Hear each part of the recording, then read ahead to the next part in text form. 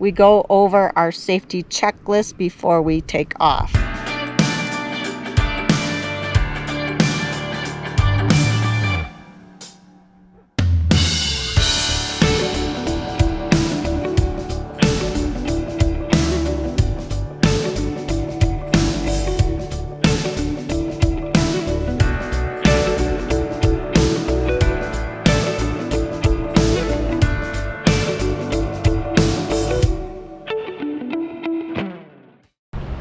Hey guys, look at this beautiful location that we are at. We are boondocking here for the night. We are just an hour north of Pagosa Springs in Colorado, here on this beautiful river, setting up camp for the night for totally free. And these places exist all over Colorado and many parts of the western part of the United States, as you have heard us talk about. But what I wanted to do a video on today is we've been towing the Jeep now for probably a good 4 tows, and I wanted to show you the system that we have set up for towing. So I am going to take you up by the Jeep and van, and I am going to show you what that looks like and how we hook it up and how it's set up.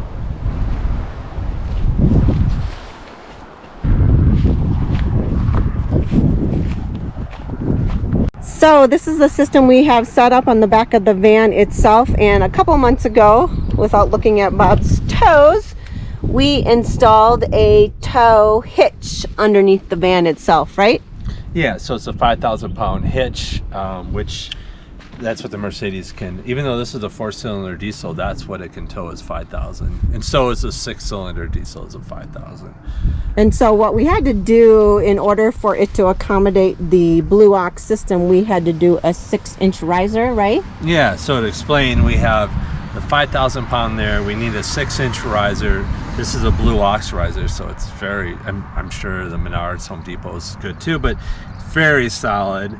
And the Sprinter already came with the tow trailer hookups for package. The lights. Okay. No, I mean, I guess it's on all of them. Oh, okay. We didn't order a hitch or anything. Okay, it was part of the van. Just like our 2018 was too. So that was already there, which is very nice. But then we bought this Blue Ox, which is a 10,000 pound. That weighs about 4,500. The Rubicon is about 4,500 pounds. But this is a 10,000 pound tow bar. And I don't remember, the price was like irrelevant, so I just went with the heavier one. Otherwise you could go with the lower one. It allows for those, the arms on it allow for you to hook it up like these off guys, kilter, stuff like that. Okay. Or not totally straight to the back, because one can come in, you know. Yeah, with this lever that allows one to extend in and out, and so you can be off balance. It doesn't have to be a straight on shot. Yeah, and if you watched the earlier video, we talked about switching the how we tow, and I'm so glad we did, because this one is super solid, very nice setup. So the tow plate, which is attached to the Rubicon, is a Blue Ox also, and so that allows this to connect together easily. And then with the Blue Ox, with the tow bar, they also sent these heavy-duty safety cables. So they crisscross as you're supposed to, and it's easy. It's nice. I mean, it's super nice. The hook into the frame of the Rubicon was very simple, and we were able to do that quickly and easily, and still have the winch and everything else on there. So I really like it. When you take this off, then those silver pieces that the tow bar connected, this right here, they actually come out. So you can actually pull those out and then store them someplace else. So the front of it is all just kind of hidden back in there. Right, right. On the Jeep itself, we installed the Demco I think it's called stay and play braking system. So what that is, a lot of times people will put braking systems in and they'll actually put it down by where the feet, where you actually hit the brake down there, and it'll push against the seat, the front seat, and then you'll have an arm that comes out, and when you press it in here and it determines that you did on the van, the tow vehicle, it'll go ahead and apply the brake. Well, we don't have room to store that little box when we're driving it or whatever, So instead, I installed the stay and play, and so the stay and play is hooked into the braking system of the Rubicon, and also on the brake itself, it has a little air cylinder that when the brakes are applied, it sees the signal coming across the wires that the brakes are applied. It also looks to see at the momentum, or the can't remember what it's called, the Inertia? yeah, inertia of the Rubicon is slowing down, and it goes ahead and applies the brakes based on, you know, some sort of a logarithm. So that way the van does most of the braking almost all the time, but then if you need it quick, or you're going 50 and you got to get down to 30 or whatever, but if you're going 50 and you go to 45, usually I don't see on the front that the braking system of the Rubicon is used. On the front, we have Coach Link, which is a Demco product too, and that basically gives you lights on your dash. It's just a little device on there that shows you if the Rubicon brakes are on. So that kind of helps, and you kind of, you get a better feel that everything is in good shape. Yeah, it's a good system. So then this orange cable here is for the breakaway switch. Emergency breakaway switch, so which is right here. If you were to lose, if the Rubicon was to break away from that safety chain, that tow bar, it would go ahead and pull that and then apply the brakes to the Rubicon. But go ahead. Lots of redundancy and backup and safety. Well, so one other thing you have, and these might be all laws, so maybe it's just part of it, but another thing you have on the Blue Ox tow plate, which is that going across there on the Rubicon, on the back side of it, it has, and you can see. So this here. Yeah, if you put the camera through where the tire is in the back, up, down, through, see that cable back there? This cable here, yeah, this cable, yep. So that cable, the big thick cable, yep. Right? Yeah. So what that cable does is, if the tow plate broke free from the Rubicon, then those are put in there around something on like a upper piece of the frame, and so that would then hold the tow plate onto the Rubicon. Heavy duty system. So it's really, really nice, because total confidence. I mean, I've towed boat trailers and small trailers that were ready to, it's like one bolt fall out and the whole thing would just go crashing. So this is really slick. I feel so confident with this. This is Blue Ox all the way through. That's what they do. Blue Ox is they make tow stuff for towing cars behind. And so we've towed now for a total of maybe 4 trips. Yeah, ish, probably a couple hours here and there at a time. Probably 300-400 miles, something like that, I would guess. And so overall, your thought of towing is easy. I mean, it's a breeze. I mean, we just did a mountain pass of sorts, and a pretty big mountain pass, yeah. Didn't feel like it was a struggle. That it was. No, the van, of course, going up. Yeah, so it went like 40 with it floored. But that has nothing to do with the actual tow bar system. No, you didn't feel any swaying. You didn't feel any fishtailing. It's not all over the place. No. So the actual towing itself is nice and solid. No problems with it. You don't. The Blue Ox holds up to what you think. Yeah, it's really nice, and just the feeling. Do you feel in control of it being behind there? I haven't towed it yet personally. Yeah, no, I mean, you don't really feel it. Every once in a while the Jeep will, hit a different little bump, because it's flat towed. Those front wheels are still free to move, so the front wheels move. And so sometimes you'll feel a little tug, but once you get used to it, it's no big deal. And it's just a little bit, Now, do I love towing? I mean, I kind of do, actually. I've always loved towing, but at the same time, no, we're not as nimble when we tow. We went in, stopped in to get something to eat.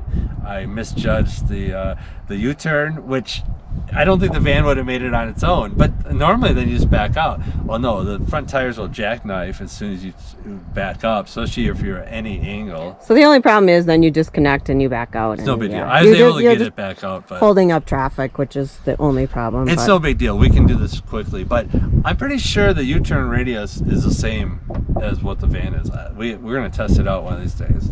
But it's not like the best thing ever, but the setup is really good. The Mopar wiring flat tow harness was about $600, so it was freaking expensive. But it was just a plug and play. You unplug it and you plug in this and plug it.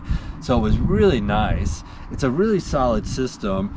This blue ox is really solid. The way it goes to the frame, the way that there's safety cables around that frame, it's really, really nice. So when you're driving, you feel very comfortable. The van on flats, no problem. We did a pretty big mountain pass here, and I was curious on what it was doing, but I was to the floor and going 40, but it was no problem. But it still had a couple more gears that it could have popped down into. Yeah, so. And that's the actual van itself towing. It's not actual the tow bar. No. Things. So. Yeah, that is it. That is a great system and setup. And I think what I'll do for you guys is I'll actually take you to the process of what it takes to actually take it down and the amount of time to do that and set it back up so you can see what that looks like. So the most important thing that you need to do when you are disconnecting the Jeep from the van is to do everything in reverse. And the first thing is actually putting the Jeep in neutral, turning off the tow box system that Bob was talking about, because that'll keep everything from rolling forward onto you. So that is the biggest safety measure there.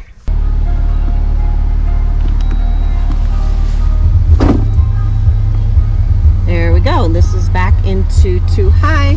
This is a neutral. Now I'm going to put that into park. I am going to turn this off.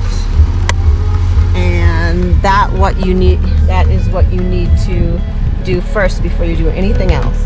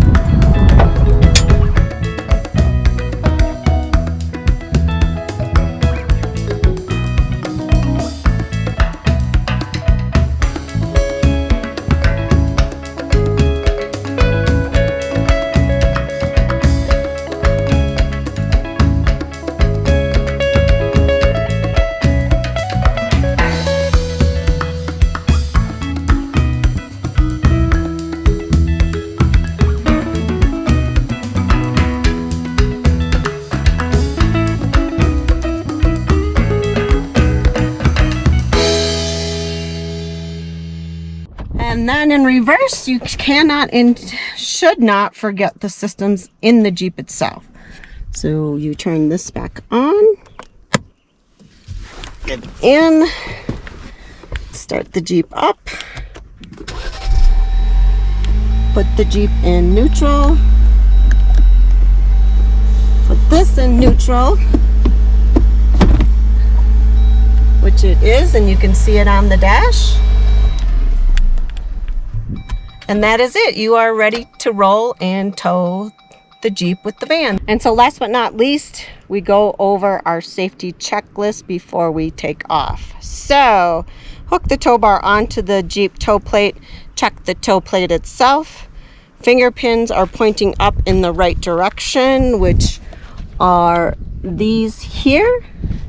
Make sure the fingers on the tow bar are correctly in place, which are these here specifically. And then you attach the lights from the Jeep itself to the van. You run the actual lights through the coil to keep that from dragging on the ground, and attach the safety chains across each other. And we put the transfer case into neutral, Jeep into park. We ensure the Jeep is off completely. We turn on the brake switch in the Jeep, and we turn on the coach link in the van, and then we ensure that the parking brake is not on in the Jeep. And so check, check, check, double check, and then we check the brake lights and the turn signals before we take off.